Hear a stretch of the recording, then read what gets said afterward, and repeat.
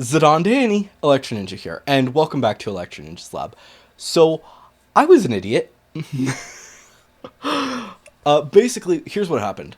I recorded my audio and footage for this video a while ago, at pretty much right as soon as I woke up this morning, on the 16th, right? Yeah, the March the 16th, 2021, and yeah, only the audio still remains because I accidentally deleted all of the footage because I made mistakes. Mistakes were definitely made. So, the following video is all of the audio with none of me talking. Or none of the footage of me talking because, like I said, I'm an idiot and deleted all of the footage. So, please enjoy as much as you can. I really like the video and I really like the audio, so that's why I specifically chose to keep it still, and continue to use that audio instead. So, hopefully you guys don't hate me for this, but it's just going to be the background from now on for the rest of the video. So, enjoy as much as you can, and, I'll try not to make this stupid mistake again. Anyways, guys, I have been Electro Ninja, and I will see you guys in a few minutes.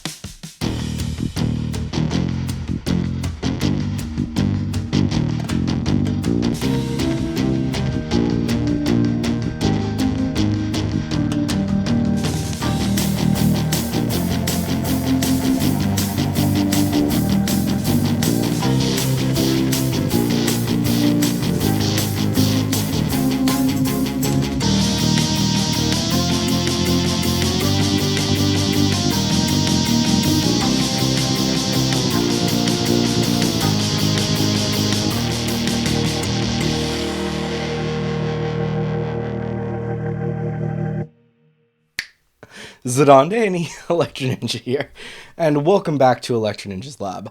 In today's video, you might be actually getting two. I'm not 100% certain when this specific video is coming out, but if it comes out the same day as the Miraculous video, then congratulations, there's two videos. Go watch the Miraculous one. Especially if you like Miraculous. But today's video will be the last video where I'm going to be talking about Final Fantasy Lost Stranger as a review for a little while.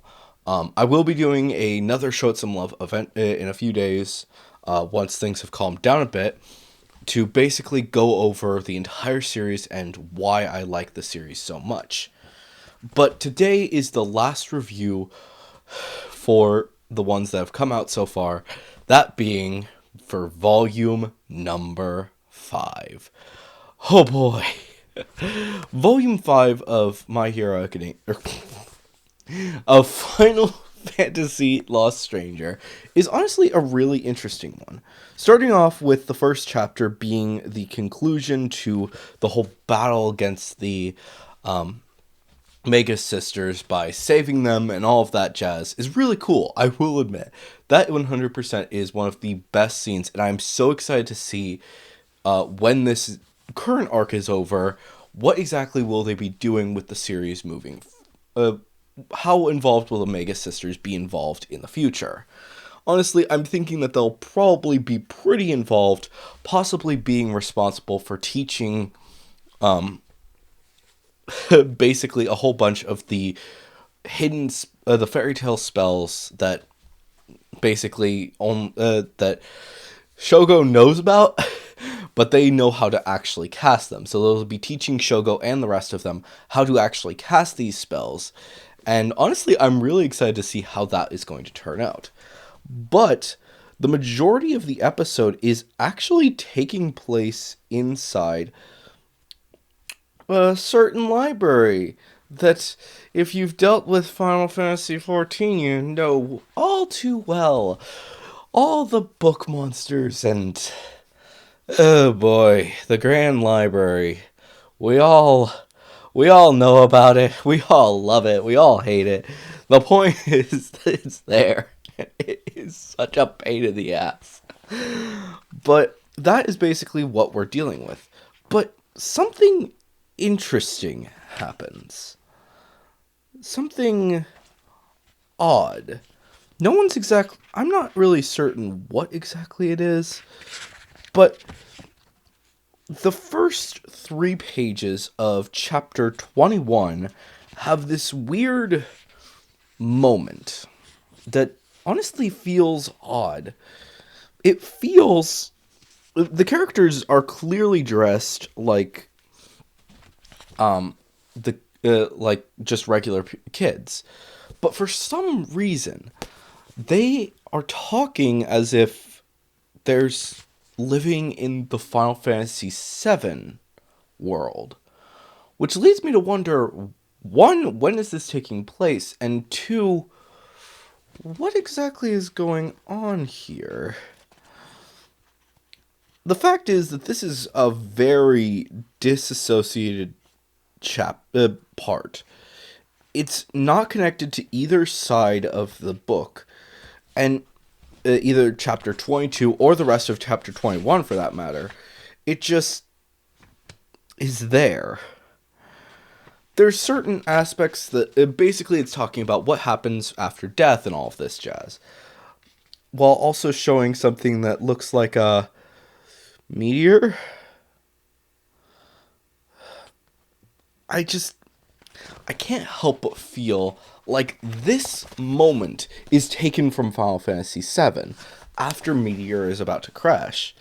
But another thought comes to mind is perhaps, just maybe, this is actually going into the very, very past of Lost Strangers world as basically a way to explain a few things. We also get to meet some new characters, including G Senpai and the other character, Alice, I think his name is. The point is that we get to meet some new characters, and they're, needless to say, really interesting characters. Honestly, I'm pretty sure at this point that Alice is the first king of Mysidia, and quite possibly G Senpai is a lot more important than they let on. Kind of hard to say for sure, but he seems to know a lot of things. Whoever the heck he is. Just, a lot of questions come to mind. But I do think that he is a Lalafell, or their equivalent in this, because I forget what their name is, but yeah, we're gonna call them Lalafell, because that's easy. But, yeah. And then, after they meet G Senpai, they're on their way to find Alice, and, well, a certain someone gets turned into a frickin' frog. Ray gets turned into a toad, and it's honestly really funny. There's lots of really cool stuff, to say the least. But the important thing to realize here is that Alice, wait, what is his name? I keep forgetting. I think it's Alice. Let me make sure, because now I'm not certain. The point is that he's kind of weird. But, yeah, we get to meet him. And I'm pretty sure he's the first king. But on top of that, while we are also meeting him, everyone is trying to figure out how to return Ray back to normal. And everyone's just like, oh, Maiden's Kiss is a fairy tale thing. So, yeah, that's fun. So, basically they tried to figure out how to make a Maiden's Kiss, how to make a remedy. Basically just figuring out some different ways that they could do it, thanks to the Sketch-It pads that bring things to life. Oh boy. I'm not going to get into that whole situation right now, but it really does look to be very interesting, to say the least. But unfortunately, nothing really works, and they're just going to have to rest. Of course, they start looking around for a lot of things and not too successful. But the point is that after all of this, in the last few chapters, Shogo is trying once again to use the sketch pad to create Phoenix Downs or Phoenix Pinions to try and bring back his sister. But he just can't, they aren't working for some reason, and he doesn't know why. It's odd, and it makes him sad to say the least. But needless to say, it starts to bring up a few questions. Maybe the magical power that is within these sketch pads won't allow other magic powers to activate. Maybe you can create food and stuff, but we honestly don't know. But we also get to find out, at long last, that Yuko did tell everyone that Shogo and her come from another world. They come from Japan. They come from Earth. They don't come from the world of Final Fantasy. And that aspect is honestly really interesting, to say the least.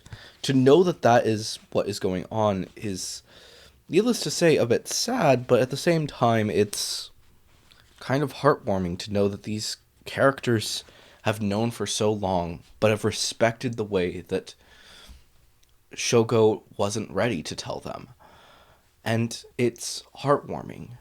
These characters have been through so much together. Even when they first began, they knew that they trusted each other. And that is honestly amazing, to just know that they actually care that much and are willing to help them, even though it sounds crazy that these two people could be from another world, a world where these fairy tale spells, they knew about them because they created them. These things are a bit sad, to say the least, but at the same time, it's so exciting to know.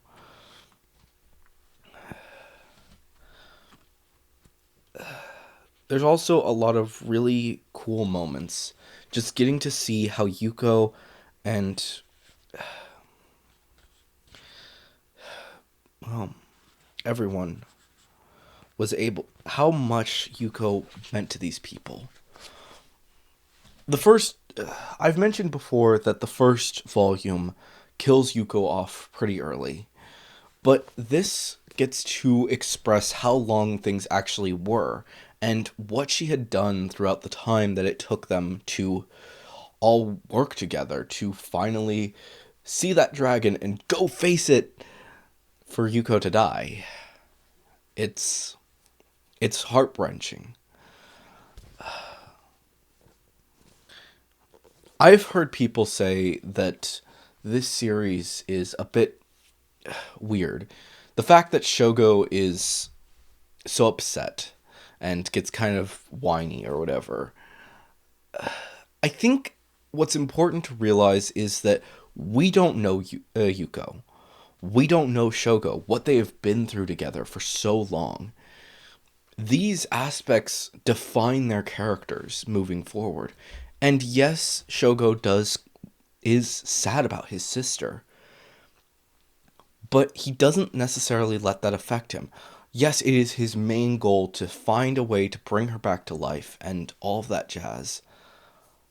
But that is heart-wrenching, to know that all of these characters are willing to help him. And at this point, we're now realizing that they're not just helping him because they feel bad for him. It's because they also want her back. They know how good of a person she was. She may not be the best artist or whatever, like she says in this volume, but she was a good person who wanted to help people in any way that she could. And it's heartwarming to see how good of a person she was. Honestly, it makes me a bit sad. And I absolutely love just all of the character moments that they have within these chapters. And of course, at the very end, we get to see how all of them are still willing to work together and to be a team. I'm I'm unfortunately forgetting what her name is, but what's her name? The white mage. I'm so sorry, I'm forgetting her name. uh, Frel.